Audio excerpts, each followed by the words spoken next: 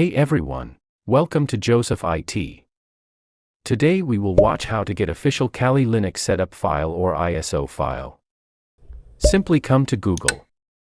Search for Kali Linux ISO. And move to Get Kali.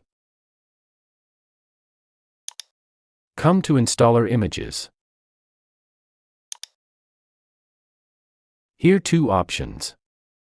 One is for Windows PC, 32 and 64-bit machine. Another is for Apple Silicon. I am trying for Windows PC. Now come down. There are three options: Direct Install, Torrent and SUM. I am heading to Direct Install. 4.47 GB is being downloaded. It may take some time to finish.